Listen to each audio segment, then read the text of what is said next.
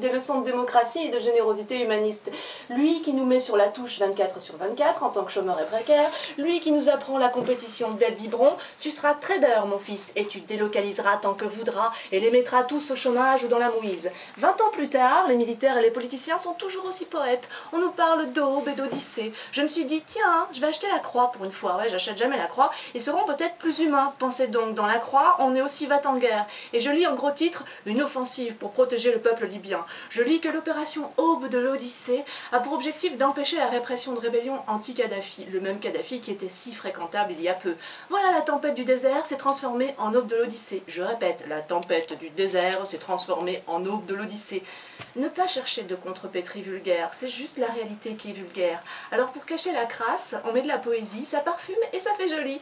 Alors nous, à CAC 34, on a décidé de se pencher sur les mots qui nous décrivent et ceux qui nous font mal. On voulait parler de la santé des chômeurs, on en touchera un mot. Toucher un mot, c'est joli, non? Mais ça fera l'objet d'une vraie émission, une autre. Nous voilà de retour, plus en forme que jamais. Nous avons pris des libertés avec les mots pour ne pas en faire un fromage. Nos mots et nos douleurs, exprimés en syllabes, vont résonner quelque peu aujourd'hui dans le studio de Clapas avec Tom aux manettes et Pascal au polissage des sons. Et Sheila qui nous regarde et qui est stagiaire à la maison des chômeurs. Salut Sheila. Aujourd'hui, on va se pencher sur la guerre des mots, sur le poids lourdissime des mots qui font bobo, allô maman, bobo, après la tempête du désert, et nous refont le coup du messire, un sarrasin. Souvenez-vous les visiteurs qui massacraient la voiture jaune d'un postier noir. C'était d'un autre siècle, après la belle tempête du désert de 91 en Irak. On nous refait le coup donc à la grecque cette fois, avec une belle aube de l'Odyssée. Allez, sarrasin, accepte cet obus, c'est une résolution humaniste, dis amen et accepte ces mots dans ta face. C'est comme avec les chômeurs, qui ne sont pas des chômeurs glandeurs, mais des DE. Des DE, vous savez ce que c'est?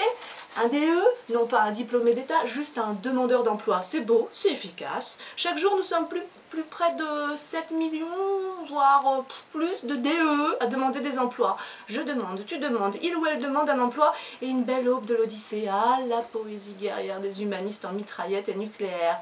Ah, la beauté de l'aube à Fukushima. Ah, la beauté des odyssées sanguinaires. Aujourd'hui, nous rendons hommage à des vrais poètes. Vous avez entendu la voix iodée et marine de Dina de l'atelier d'écriture de la Maison des Chômeurs avant le générique. Atelier créateur et magique animé par Marion tous les jeudis après-midi. Et pour la 6e de CAC 34, des mots donc de nous, de Loulou, Cédric, Dina et de Pierre. Bonjour Pierre, je suis un peu longue aujourd'hui. Hein. Oui, bonjour, c'est une bonne chronique puis qui m'a rappelé que j'étais aussi un chômeur en guerre, donc j'avais un peu oublié parce que c'était perdu dans l'actualité, mais il ne faut pas oublier de s'informer effectivement. Et Bruno, salut Bruno, Salut, comment vont tes mots? Super, et ta chronique était longue, mais plus c'est long, tu sais bien. Ah ben alors je peux continuer alors. Et de moi-même, Nadia, si aube, si odyssée, si prête à dégainer les mots du chômage. Non pas chômage, mais plutôt opération travail en sourdine ou opération indemnité indienne. On ira, taffer où tu voudras, et l'on ne chômera plus jamais, je te promets. Oh là là, elle chante mal, hein. Toute la vie, on trimera pour une retraite qui viendra jamais. Voilà, merci Jodassin, petite transition romantique pour vous dire aux auditeurs qu'on aura aussi des nouvelles d'un grec dans cette émission, Yorgos, qui a résisté pendant les retraites et qui vit en France et à qui on demande sans gêne de donner le nom de ses gènes et qui a refusé le fichage génétique. Une très longue interview, aussi longue que mon édito. Un très belle interview menée par Nicolas, qui n'est pas là en formation en ce moment, alors restez avec nous. On écoutera aussi les réflexions de Bruno sur les mots et Pierre nous parlera de ses dernières lectures. Que vous dire d'autre? Alors restez avec nous pour une odyssée de l'aube tardive du lundi matin, chevalier du temps libéré pour ne pas dire chômeur, funambule d'un destin qui se cherche pour ne pas dire précaire, bouffon qui se fait avoir par le jeu politique pour ne pas dire citoyen. Ah que c'est beau les mots! Il y a ceux qui font les révolutions et ceux qui les récupèrent à l'aube de l'odyssée.